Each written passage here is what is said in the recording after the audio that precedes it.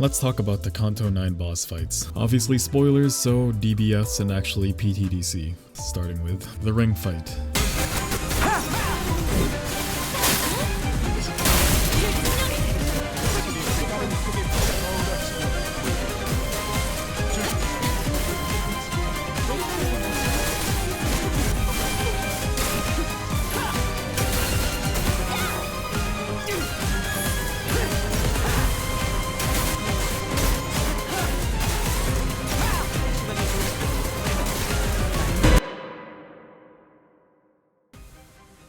It's ASS, but here are my notes. Should Hohenheim or Alyssa die, the fight ends. All enemies in this fight are MAs, and Claire gets a 10% boost on his skill 3 if you manage to make his NCs work consistently.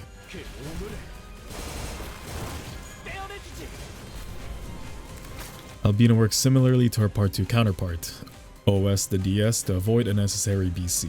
Remember that Hohenheim or Alyssa are fighting alongside you. Check to see which attacks they're planning to clash so as to not waste SL. At turn 5, R and F shows up to AFB. During the fight, either of the main enemies will CU on RSA.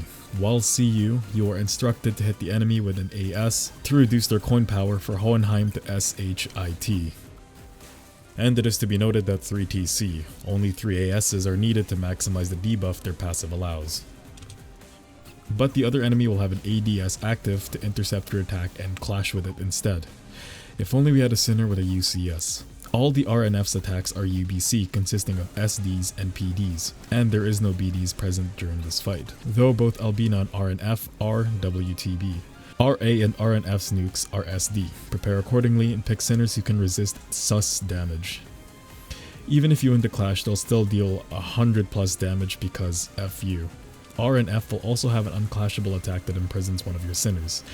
This is NBD, as Alyssa will prioritize breaking them out with her skill 3, which if you let her SB to 20 should give her 4 attack weight, which is enough to FAFO. These are basically the mechanics of the fight. Now onto SC. I.M.O, TF is BS and TO is P.M.O, as the presence of UC forces your Sinners to TD anyways, which puts the fight at an unforgiving timer. In my essay, I used the ZZZ comp and had to fail by using the Arknight's Ego CMD. SMH.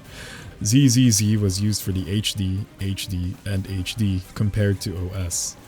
The plan is to let the LCE be DPS and your Sinners be TSD, considering how LCE needs to be alive or else it's FUBAR. Having your Sinners be a CB is a viable strategy. Alyssa BBQs your opponent while Hohenheim SD and C. By far it is the only comp that has given me success. Try it out if you have them and sub in FS for CMD, if you don't have AK Ego. Though for strategies you would need to rub your cock to come. For example, let's AAAP both Hohenheim and Alyssa's passives. It increases OL and DL if allied units are using Ego gear. With OC, here are the possible IDs. Equipping these IDs adds 3 OL and DL, which translates to +1 in C... clash power. It's neat, but remember that LCE Faust will KHS, and 00 IDs suck. Now let's examine the ADS, UCS, BAD. Out of all the aids, only 2 come to mind that provide FS. I.C.L can provide UOA with her S2, but more importantly, she Faust with her S3, BG is in UCS, meaning that you can easily bypass the mechanic of the ADS.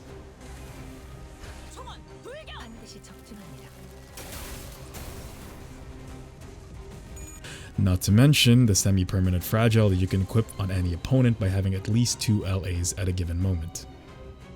She's also PR with an M on S. She's NB. Turning your opponent into a PC has benefit, though she deals mostly SD, so damage will be on the lower side.